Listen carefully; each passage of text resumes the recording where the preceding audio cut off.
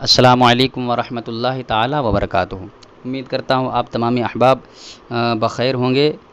آج صدقہ فطر کے تعلق سے کچھ باتیں میں آپ کی بارگاہ میں پہنچانے کی کوشش کر رہا ہوں، سماعت فرما لیں۔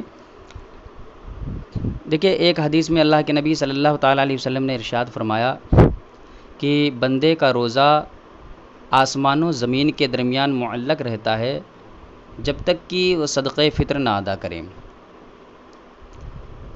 صدقہ فطر ہر مسلمان مرد و عورت جو کہ مالک نصاب ہوں، ان پر اپنے اور اپنے اولاد کی طرف سے صدقہ فطر ادا کرنا واجب ہے۔ مالک نصاب سے مطلب یہ ہے کہ جس کے پاس 7.5 تولہ سونا یا 52.5 تولہ چاندی ہو، یا نقدی رقم اتنی ہو جو کہ 52.5 تولہ چاندی کے برابر پہنچ جائے، یا مال تجارت ہو جو 52.5 تولہ چاندی کے برابر ہو۔ تو اگر اتنی رقم کسی کے پاس ہے تو شریعت نے اس کو غنی کہا ہے، اور ساتھ ہی میں 1 سال بھی گزر گیا ہو وہ مال کو اس کی ملکیت میں۔ سال گزرنے کا مطلب یہ ہرگز نہ سمجھے کہ پورا 1 سال گزر گیا ہو، کہیں بھی کوئی دن غیب نہ ہوا ہو۔ مطلب یہ ہے کہ سال کا ابتدائی اور انتہائی حصہ مراد ہے۔ شروع میں بھی 52.5 تولہ چاندی کے مالک رہی ہو یا مالک رہا ہو، یا آخر میں اتنی چاندی کا مالک رہا ہو، درمیان میں اگر اس سونا چاندی میں کچھ بڑھوتری اور کمی ہو تو اس کا اعتبار نہیں ہے، بس سال کے شروع اور آخر کا اعتبار ہے۔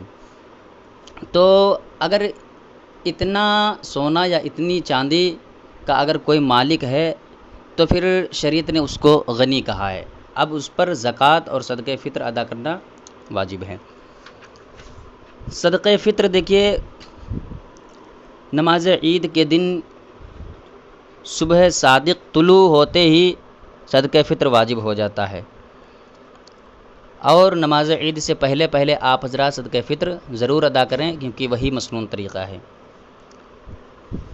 صدقہ فطر کتنا دیا جائے، کتنا ادا کیا جائے، تو چونکہ ہمارے یہاں عام طور سے گیہوں وغیرہ کے ذریعے صدقہ فطر ادا کیا جاتا ہے، تو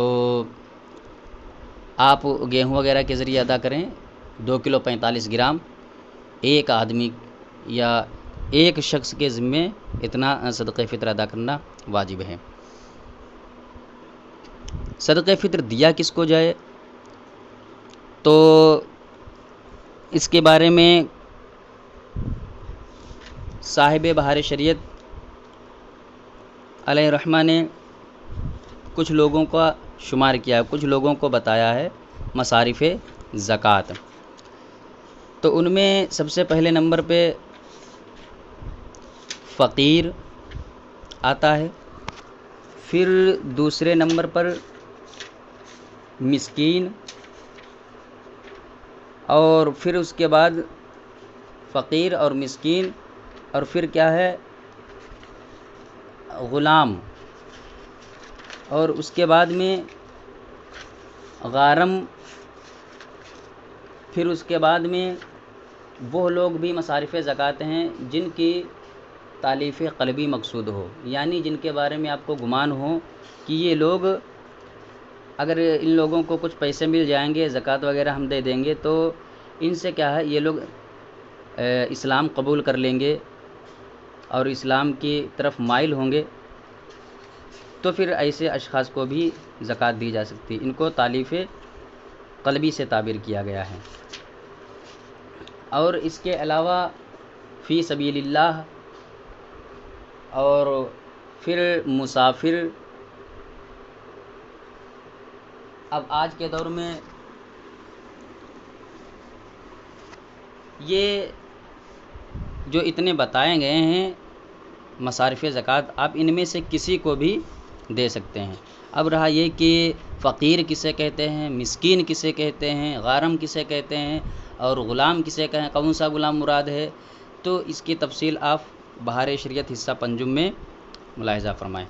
امید کرتے ہیں بات سمجھ میں آ گئی ہوگی۔ السلام علیکم ورحمۃ اللہ تعالی وبرکاتہ۔